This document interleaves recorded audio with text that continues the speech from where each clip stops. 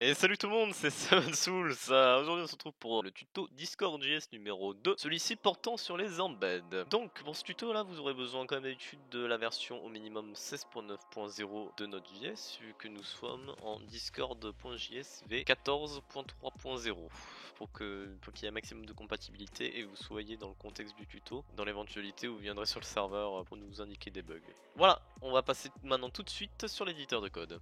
Voilà, donc pour commencer, on va déclarer notre première constante. On va faire un const en export, bien entendu, égal require discord.js.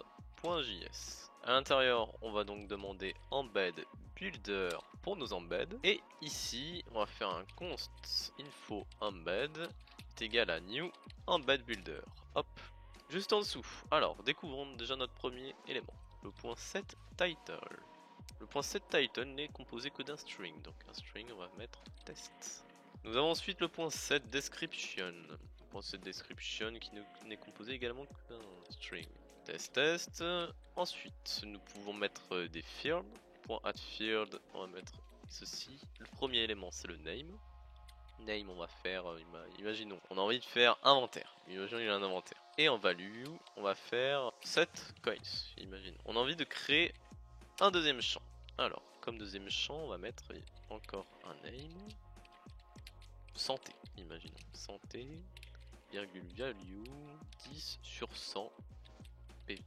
Mais cette fois-ci, on va rajouter un champ inline. Inline qui va lui dire donc si ce champ-là est en ligne ou si ça par rapport au nombre de champs par colonne. On peut mettre jusqu'à 3 champs par colonne. Donc là, on va lui dire inline true pour qu'il soit juste à côté du coup de notre embed. Sachant que celui-là n'est pas en inline, il se mettra juste en dessous.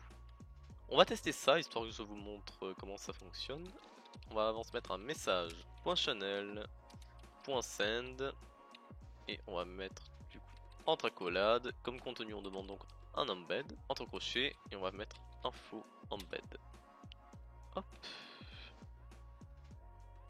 Si message.content n'est pas égal à test, on va return, comme ça il ne fait rien. Comme ça il réagit que à test. Vous faites CTRL U ou terminal new terminal et on va faire node index.js. Si vous n'avez pas suivi le tuto numéro 1 concernant les bases de Discord.js, comment lancer son bot et load nos events, je vous invite à vous rediriger vers la vidéo qui s'affiche juste en haut à droite.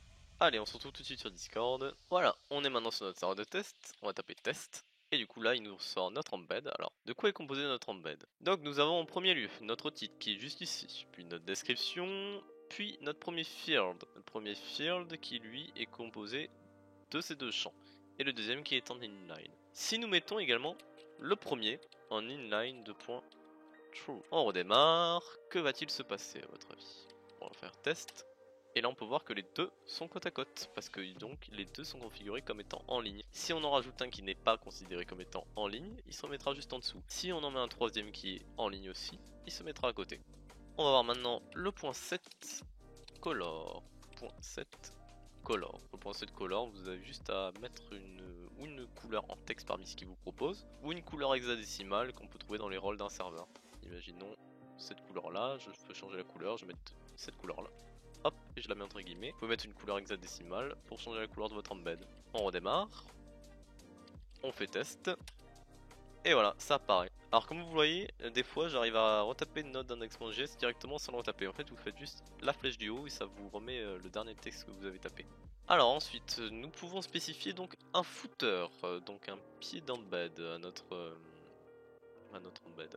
Dans le footer, qu'est-ce qu'on peut avoir? Alors on va mettre entre crochets, fait CTRL espace, on peut avoir un texte qui est donc un string, on va mettre 7 imaginons. Et ainsi qu'une icon URL. Icon URL, on n'a pas d'URL sous la main, donc on va faire un message .author.avatar URL. Comme ça. Ça va du coup nous ressortir l'avatar de l'utilisateur qui a fait la commande. On fait Enter, on fait Test. Et là on peut voir qu'il y a mon avatar ainsi que mon petit footer qui vient d'apparaître. On a envie, imaginons, d'ajouter une petite image en haut à droite de notre embed. On va faire un set thumbnail. On va mettre aussi un URL qui est donc en string, donc on va mettre un message.author.avatar URL également, si on a envie. Qu'est-ce qu'on peut avoir d'autre? On peut avoir le set author également. Alors avant de vous montrer le set author, on peut pas mettre le set author et le set title en même temps. Donc on va supprimer notre set author, et à la place, nous allons mettre du coup les options du set author. il demande un name. En name, on va mettre ce qu'on peut, ce qu'on veut. Donc on va mettre 2 guillemets du 7, imaginons. Et on va mettre information sur dollar entre crochets, message.author.username. Donc information sur 7 Souls, ça a marqué. Ensuite, nous pouvons mettre, voyons voir ce qu'il nous propose. Un icon URL. Donc là c'est un logo. On va mettre message.author.avatar URL. Et le dernier élément, c'est que nous pouvons mettre un URL qui n'est pas obligatoire du tout comme le logo. Uniquement le texte est obligatoire dans ce champ-là. L'URL va nous permettre que le texte sur le set author est cliquable. Alors imaginons en URL, nous voulons promouvoir notre serveur Discord. On va faire inviter des gens, on va faire copier, et on va le coller entre guillemets ici. Hop.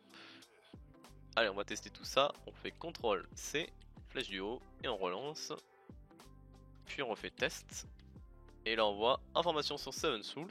On a également notre thumbnail qui est ici. Et si on clique, bon ça ne fait rien, mais globalement si on fait CTRL-SHIFT-I sur l'inspecteur d'éléments Discord, hop, on recadre comme ça, et qu'on clique ici, on va pouvoir voir que dans l'inspecteur d'éléments, on a bel et bien notre URL qui est en href de la balise.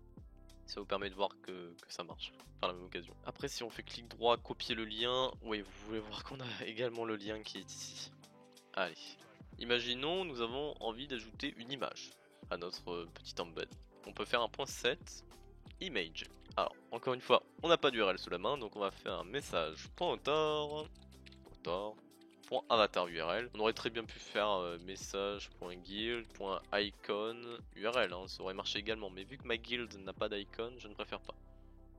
On va faire un message.author.avatar URL.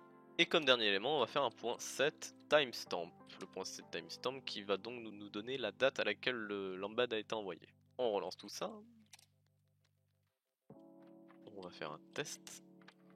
Et là on voit qu'on a notre set image. On a également notre timestamp qui changera au fil du temps. Si on regarde par exemple demain, il va nous dire hier à tant de jours. Si on regarde dans 10 jours, il va nous dire la date. Juste la date je crois. Je crois pas qu'il dira l'heure, mais uniquement la date. Imaginons que maintenant, nous voulons plus que cet embed soit un embed pour donner des informations sur un utilisateur et que nous voulons la date où il a créé son compte. Imaginons. Alors, on va mettre dans le footer compte créer le. Et ici, on va faire un message.author.created at. Le created at, comme il dit dans le doc discord.js, est la date de création du compte sous forme de timestamp. Donc nous pouvons tellement le mettre ici. On redémarre. Et on va voir que ici quand on fait test, hop, on voit compte créer le avec la date. Imaginons que maintenant nous voulons faire quelque chose de plus exotique.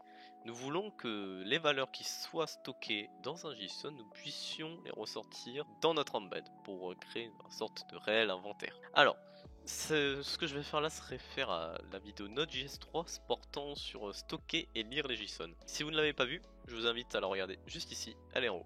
Alors, nous allons créer quelque chose de plus sympa. Nous allons créer un petit JSON, ou même non. Nous allons ajouter ça dans notre config.json.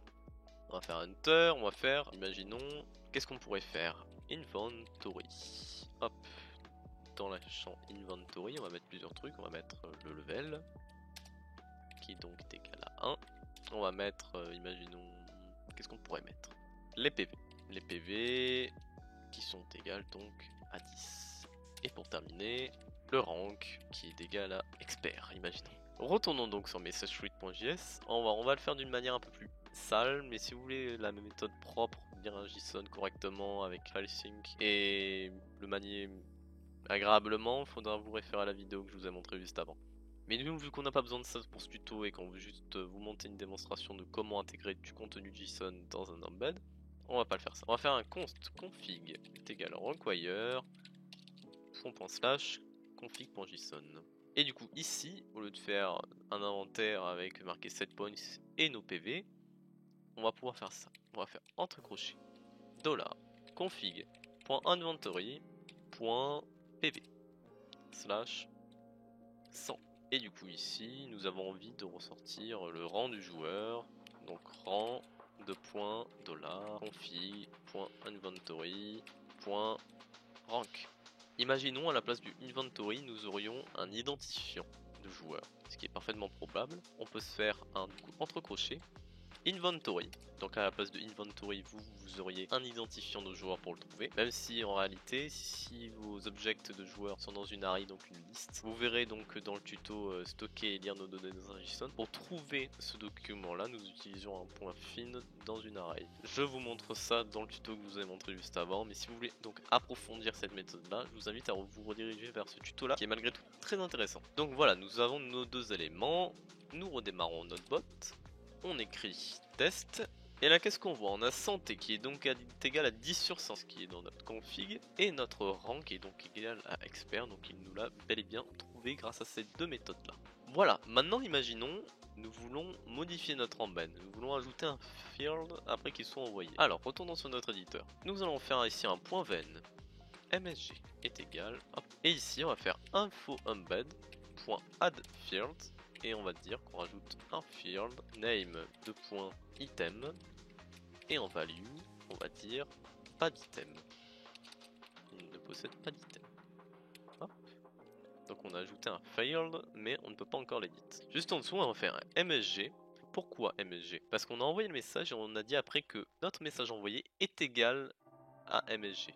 Donc msg, on édite le message envoyé par embeds de point info embed. Hop, on redémarre le bot. Et là on va faire test.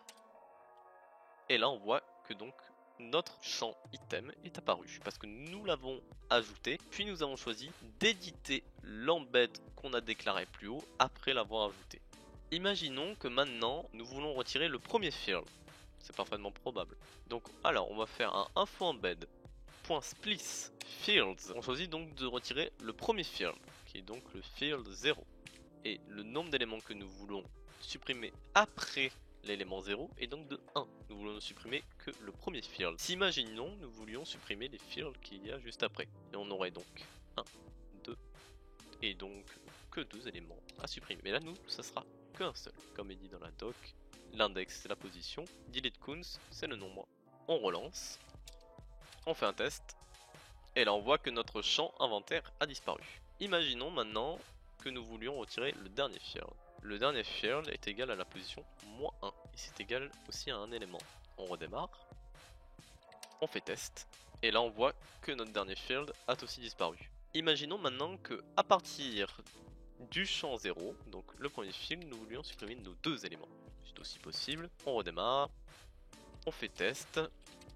Et là on s'aperçoit que nos deux fields ont disparu. Voilà, je crois vous avoir tout montré sur comment manipuler un embed facilement on va dire. Pour la gestion des messages et comment supprimer un embed plus tard et le manipuler autrement, ça sera autre chose. Mais là ce tuto là portait uniquement sur comment construire son embed et le manipuler par rapport aux options que nous donne Discord.js. Voilà, j'espère que ce tuto vous a plu. Si ça vous a plu, n'hésitez pas à liker, commenter et partager cette vidéo. Ça m'aiderait énormément pour mon référencement après un an d'inactivité. Et aussi il y a tous les liens en description, y compris le lien de la communauté si ça peut vous intéresser. Voilà, c'était Seven Souls, à bientôt.